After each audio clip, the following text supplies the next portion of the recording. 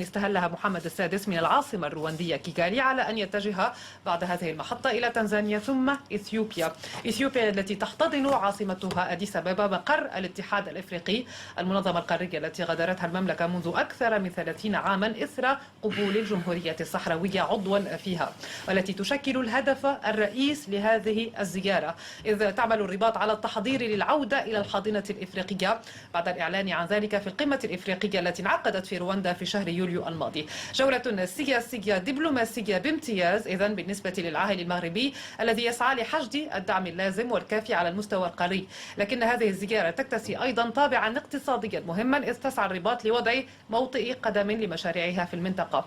أبدأ في هذا الموضوع مع السيدة فتيحة عرور. كيف نصف هذه الزيارة؟ هل هي هجمة دبلوماسية للمملكة من أجل حشد الدعم، أم هي أولا وأخيرا ربما محاولة لوضع موطئ قدم للمشاريع الاقتصادية المغربية، أم الاثنين معا؟ أود فقط العودة إلى مسألة الانسحاب من منظمة الاتحاد الإفريقي في عام 1984 على عهد الراحل الحسن الثاني. هذه الخطوة كان فيها سوء تقدير كبير، وكانت خطأ كبيرا دفع المغرب ثمنه في السنوات التي تلت هذا القرار. يعني ترك المغرب مكانه شاغرا في الاتحاد، وكأننا لا ننتمي إلى قارة اسمها إفريقيا، مع أننا الانتماء الأول أساسا الذي يجب أن نراهن عليه ونشتغل عليه أكثر هو الانتماء للاتحاد الإفريقي، انتمائنا الإفريقي. إذا هذا الفراغ جاء ذلك ربما في إطار سياسة معينة، ظرفية معينة، احتجاجا على قبول الجمهورية الصحراوية. نعم هذا مؤكد، احتجاجا على، ولكن الخروج احتجاجا على لكن يبقى ذلك سوء تقدير. يبقى سوء تقدير، لأن الآن المغرب يراهن على العودة إلى الاتحاد الإفريقي ولم يتغير شيء. ما تزال منظمة البوليزاريو ما تزال البوليزاريو عضوة في الاتحاد الإفريقي، يعني لم يتغير هناك شيء. المغرب يراهن على أن يتم طرد أو تجميد عضوية البوليزاريو في المنظمة، وهذا أمر يبدو صعبا للغاية، لأن يبدو أنه تخلى نوعا ما عن هذه الفكرة. لا، الآليات ليست هناك آلية مبدئيا، يعني هناك المبادئ، هناك القانون، هناك قانون الاتحاد الإفريقي. القانون يتكون من حوالي 33 مادة، لا تنص أي مادة من هذه المواد القانون الاتحاد الإفريقي على آلية يعني تنص على تجميد أو طرد عضو معين. هناك البند الخاص بالعقوبات لا يتضمن أي شيء من هذا القبيل. يعني الرهان يبدو صعبا نوعا ما، ولكن يبقى التحرك الدبلوماسي رغم كل شيء يبقى محمودا، ومن أجل اللعب في ملعب الخصم ومحاولة حشد الدعم من أجل، لأن لما عاد المغرب عبر الرسالة التي وجهها الملك إلى القمة 27 لقمة الاتحاد الإفريقي التي انعقدت في العاصمة كيغالي برواندا، كانت هناك عبارة مهمة هي علاج الجسم من المريض، علاج الجسم المريض من الداخل أنجع من علاجه من الخارج. يعني ضمنيا لا بد من الوجود، ربما حتى وإن كان لا كنت أفهم، حتى وإن كانت يعني لابد من الرجوع إلى لابد من العودة إلى داخل الجسم الاتحاد الإفريقي والعمل من أجل مصلحة إفريقيا وكل قضايا، ومصلحة حتى قضايا المغرب.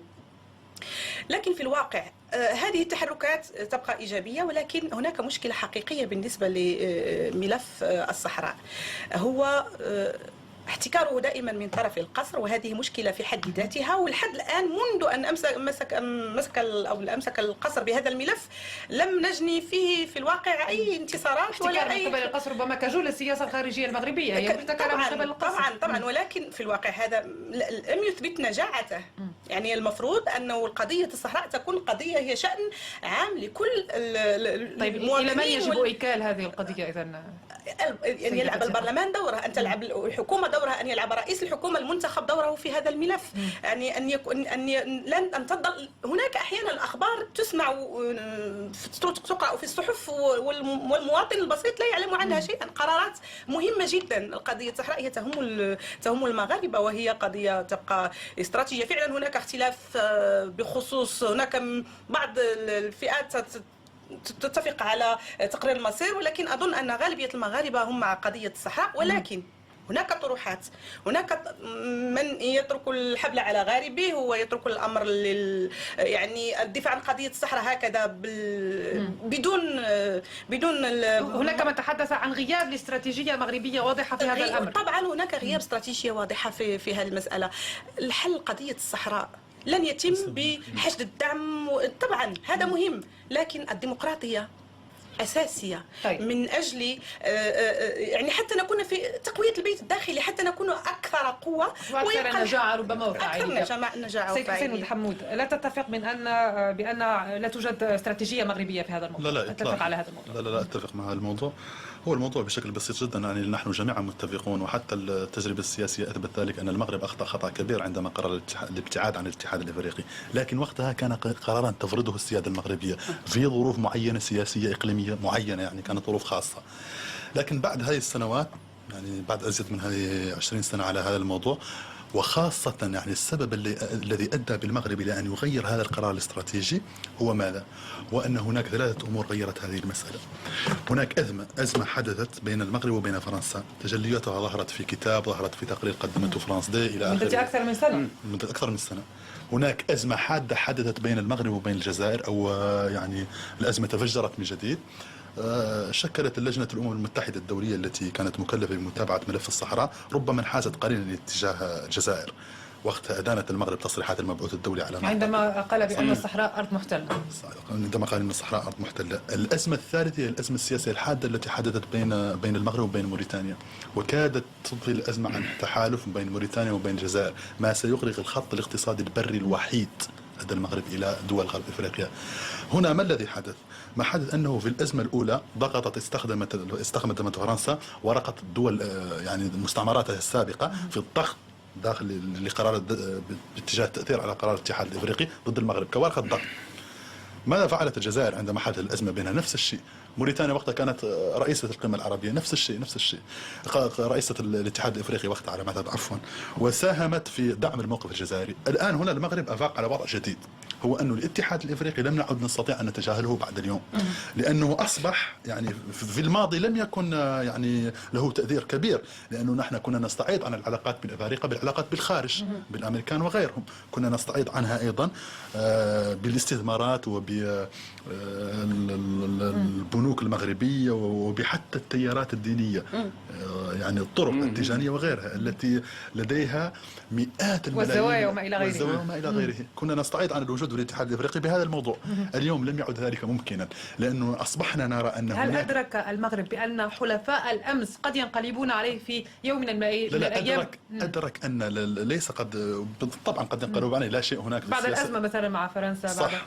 لا شيء هناك في السياسه مستحيل، لكن ما ادركه المغرب الان، ورجوعا الى الكلمه التي قالها العاهل المغربي، هو انه علاج الجسم من الداخل أنجع من علاجه من الخارج. يعني ماذا؟ يعني أنت كنت أو النظام المغربي كان يعتقد أنه نستطيع أن نتحكم في الموضوع من الخارج ولا داعي للاتحاد الإفريقي. هذا ما قلته أنا الآن. يعني الأزمات السياسية التي مرت بالمغرب وأثبتت أن هناك دول أصبحت تستخدم ورقة الاتحاد الإفريقي للضغط على المغرب، أثبتت للمغرب أنه نحن يجب أن نملأ هذا الفراغ ويجب أن نعود للاتحاد الإفريقي. هل ينال فقط المغرب إذا كان ممكن في نفس الإطار دائما لم يعد من الممكن البقاء خارج الاتحاد الأوروبي. لماذا؟ لأن الاتحاد الإفريقي لأن الاتحاد الإفريقي أصبح اليوم يلعب دورا كبيرا، وأصبح مخاطبا لمجموعة من القوى الدولية والفاعلين الدوليين الأساسيين. طبعا هو المخاطب المنتدى الصيني والاتحاد الأوروبي والأمم المتحدة. لا يمكن الآن البقاء خارج الاتحاد الأوروبي، لأن الخاسر الأكبر هو المغرب. هل ينال المغرب مبتغاه عبر هذه الزيارة، هذه الجولة إلى شرق إفريقيا؟ أنا أظن أن الدبلوماسية المغربية في السنوات الأخيرة هي بصدد تسجيل نقاط على خصومات. المغرب سياسة الكرسي الشاغر أثبتت عدم جدواها، لكن أنا أتصور أن الاقتصاد هو المحدد في السياسة حسب رأيي. المغرب اليوم أحببنا مكرهنا قوة اقتصادية صاعدة، يعني بإمكانيات محترمة. يعني بصراحة يعني المغرب اليوم مقارنة ربما مع دول الجوار مع دول الجوار، المغرب قوة اقتصادية صاعدة ولها استثمارات. يعني على سبيل الذكر والحصر، وقت اللي نشوف مثلا القوة المالية المغربية عبر رأس حربتها التجاري بنك موجود في أوروبا وفي إفريقيا في كل المواقع. يعني على سبيل الذكر الحصر الشركات المغربية موجودة في إفريقيا في العالم العربي في كل مكان. اذا اليوم يعني الحجم الاقتصادي يلزم سياسيا يكون عنده كذلك يعني موقع. اذا في هذا الاطار الدبلوماسيه المغربيه عدلت موقفها فيما يخص انضمامها للاتحاد الافريقي. حاجه اخرى، في شهر سبتمبر عندما طلب الملك رسميا من الاتحاد الافريقي عمليه اعاده انضمام المغرب الى كانت له اصدقاء اساسا في الدول غرب افريقيا، وهي الدول الفرنكوفونيه كما الجابون ومثل هذه الدول التي ساهمت بشكل كبير في رفع العزله الدبلوماسيه على المغرب في القاره الافريقيه. اليوم الذكاء الدبلوماسيه المغربيه فيش يتمثل في ذهابها الى مواقع ودول كانت تعتبر حلفاء استراتيجيين لخصمها الدبلوماسي في افريقيا اللي هي الجزائر، وخاصه هذه الدول التي كانت تدعم كل ما يسمى بقوى التحرر الوطني مثلا رواندا في بول كاغامي. الذهاب رواندا لها 7% نسبه النمو الاقتصادي، 7%. يعني من الدول تنزانيا، اثيوبيا، هذه البلدان الانجلو ساكسونيه الناطقه بالانجليزيه، هذه البلدان. وكان لا يعني لانك تشير الى اللغه الانجليزيه، المغرب يسعى ايضا الى تجاوز عائق اللغه ويذهب نحو بلدان انجلو ساكسونيه. نعم، يبحث نحو نتوجه انجلو ساكسوني. اذا هذه البلدان بالنسبه له، خاصه اذا راينا الفريق المرافق الذي ذهب مع الملك في هذه الزياره، يعني قيمه الفريق الى جانب مستشاره الخاص عالي الهمه، كذلك وزراء يعني ورجال اعمال مغاربه باش يستثمروا في رواندا وفي بقيه البلدان الافريقيه. على مستوى القمه يعني ذهب سيدة فتيحة. فقط أعود إلى هذه مسألة الاستثمار كأداة لبحث عن حلفاء جدد من أجل استعادة يعني كرسي الاتحاد الأوروبي. عفوا ربما نرى يوما المغرب عضوا في الاتحاد الأوروبي، هذا يبقى بعيد مننا نوعا ما. المغرب قوة اقتصادية صاعدة، هذا موضوع فيه نقاش، لأن القوة الصاعدة تقاس بمدى الرفاه الاجتماعي داخل البلد الواحد.